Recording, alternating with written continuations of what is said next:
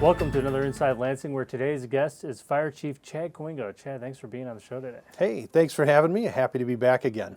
Happy to have you back, and I know it's been a while since we've seen you, and we were talking a little bit about COVID since you left. How has that continued? How have you continued to promote safety for COVID?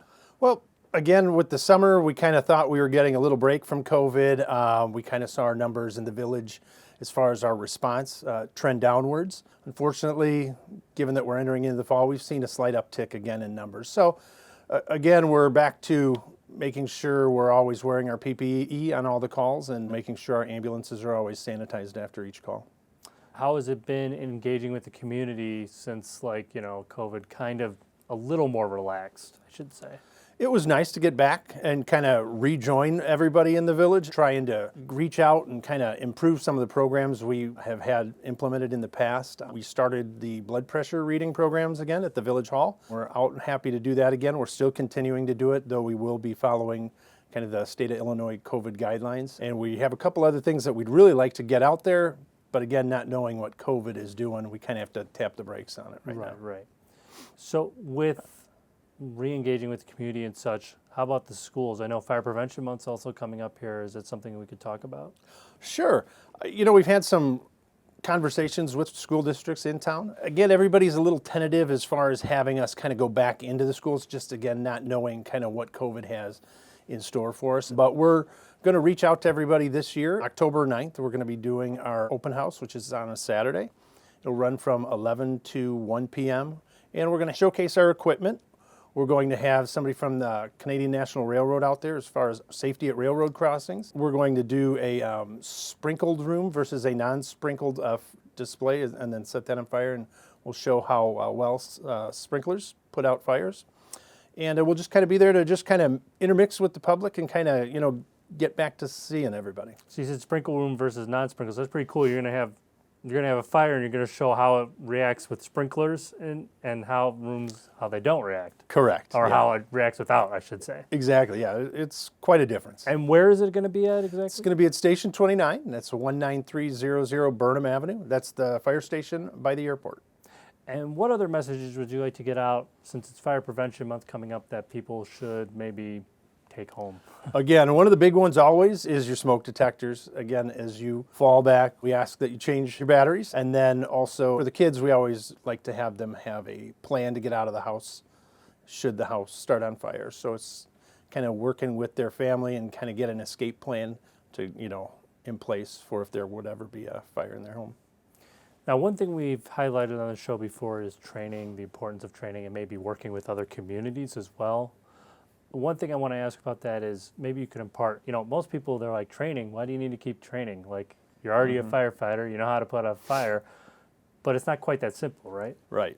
No, for us, you're constantly training. Training is probably one of the biggest aspects of our job. Things in the fire service change frequently. We need to change with that, so that is what keeps our training going. There are new things that you constantly have to keep learning. Correct.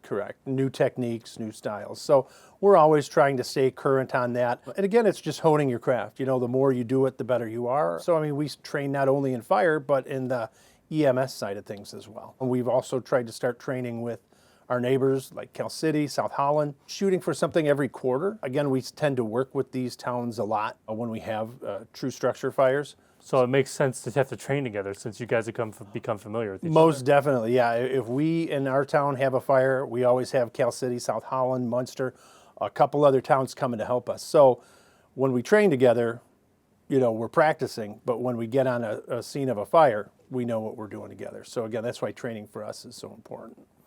Part of the training side of things also talks about technology, and recently we've learned about that you guys have a CAD system. Could you explain what the CAD system is?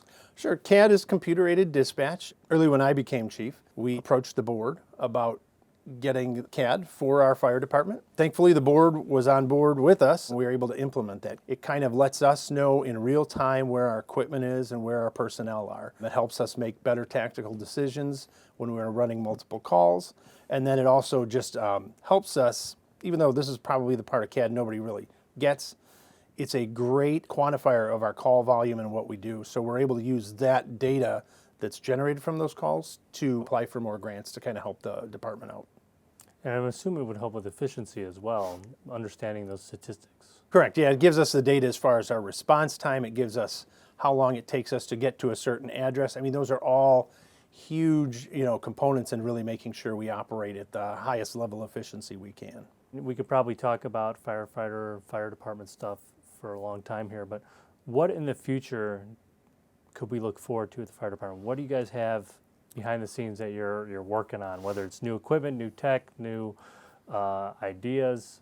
What are those? Well, I'm happy to report that actually last month the board approved the purchase of a new ambulance for us. We've been needing one, and we now will have one. We're excitedly awaiting its delivery. It should be here in mid-October. Okay. That'll replace Ambulance 29, which is a 2012 ambulance. So we're thrilled about that. Again, one of the other things we're trying to do, and it's been frustrating because of COVID, is, I have a couple other programs we really want to get out there, but because they're more, focused on the public, we have to be careful and, Sure. really approach and think through kind of our tactic, how we will kind of implement those. We're looking to get a smoke detector installation program up and running, in addition to just kind of an outreach to Lansing seniors as far as just safety in the home. It's a program called Remembering When. So as COVID kind of loosens up, hopefully we can kind of implement those two programs as well. We're looking forward to seeing the programs. We're looking forward to seeing the ambulance. And we would like to just say thanks again for being on the show, and we look forward to having you here next year. Always thrilled to be here. I can't wait for next year. And thank you for watching. We'll see you next time on Inside Lansing.